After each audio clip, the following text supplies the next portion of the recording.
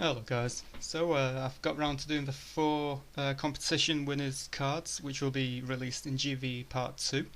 Um, so I'm quite pleased to have them done, and of course this video will be, I'll be going through each and every one of them and what they all do. For those of you who are not aware, the competition which it was held was to design a piece of artwork for the game, and obviously you get to choose a name and anything like that. And these were the four people who won. So I'll get into the first card now. So the first card, or the first piece of artwork, this is in no particular order, by the way.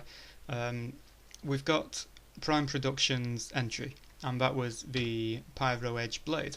So this is, as you can see here, this is an uncommon in the top right corner, and it costs a black, a blue, and a red element to go out into play.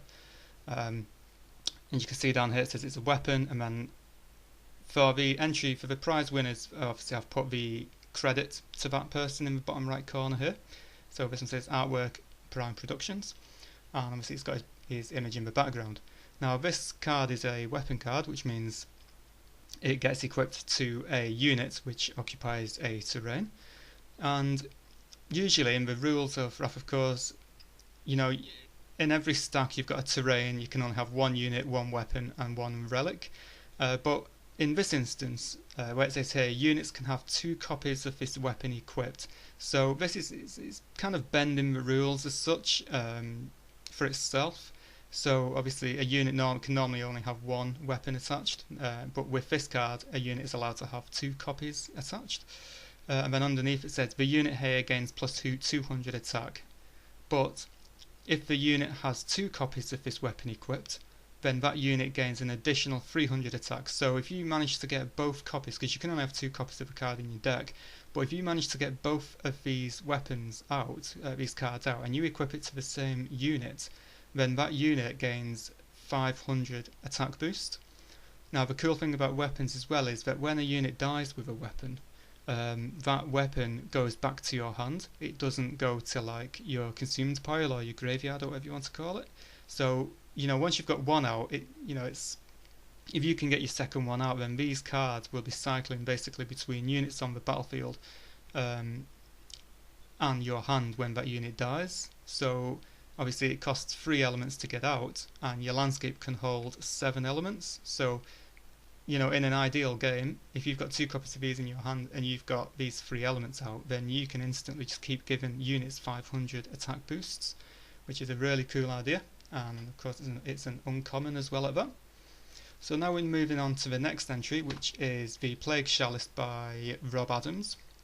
And this is basically a battle card, which means you can use this anytime during a battle. It costs a black, a white, and then 2 hybrid black or whites, which means it can be paid for with either or. It's an uncommon, and then down here it says, choose any one unit in play. If that unit dies this battle, your opponent loses HP equal to that unit's HP. So obviously once your opponent has chosen who they want to defend with, you can still use this battle card, because battle cards can be used at any time during a battle. And then basically what you want to do with this is just target a unit with a reasonably high HP which is going to die. Now it says you can choose any one unit in play. This can be one of your units or one of the opponent's units.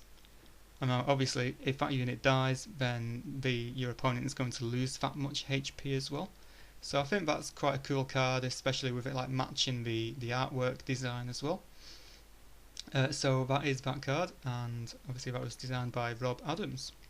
Now moving on to the third card was the Keith's from TCG Art on Other Random Things. Now this is an action card, which means it can only be played on your main phase, which is phase 2 and only phase 2. I've changed the name a little bit, which says Kryllizian Spirit Fest. It's a rare, because he came first place with this card. It costs a blue, a white, and then a hybrid blue or white. And then it says, it's pretty simple really, return any number of Kryllizians from your consume pile back into play. So any dead Kryllizians, you can put them all back into play, judging you've got enough empty spaces on all of your terrain cards. Now the cool thing is, if you can combo this one with the Scrapped Breeder. So if you've got a Scrap Breeder in your hand, then the Scrap Breeder has an ability which says when it enters the play, you get to put some Kryllizian cards from your hand into play. So you can kind of see where I'm going with this now. So Krillisian Breeder is in your consume pile. Put that into play, as well as any other Krillisians in your consume pile. But then obviously the trigger on the Krillisian Breeder will let you put cards from your hand into play as well. So this is well worth a rare status, a rare rarity should I say, and it's only 4 elements or 3.5 elements should I say to get out. Okay, and then finally we have got the entry from Super Gamer 96, which is called Knight of the Keep. It's a common rarity. He came third place I believe, and it costs 3 white elements to get out. Of course, the artwork design is a knight, which really fits the theme with Wrath of Kors. It's a human, 300 attack, 300 HP, and it's got, I'll do the battle rolls here first. So when you roll a 1 in battle it misses, if you roll a 2 to a 5 it's a regular hit, and then a 6, which is its overreact, says hit, and it gains an additional plus 100 attack this battle. Now whenever you, this red box here is like a triggered ability, so, and it says defend, so basically this is an ability which has not been seen in Kors yet. Defend basically means when this unit defends. So there is another one which is called attack, but in this instance we're going to use the word defend, and it says this. So when this unit does defend, this unit gains 100 HP. Now basically if you're a defending unit and this unit rolls a 6, then this unit becomes 400, and for 3 white elements that is pretty cool. Okay guys, so that's a very quick video on all the 4 cards. You know, it's a sneaky preview into GVE Part 2. As a side note, GVE Part 2, I have all the artwork designed and coloured in. They are all scanned into my computer.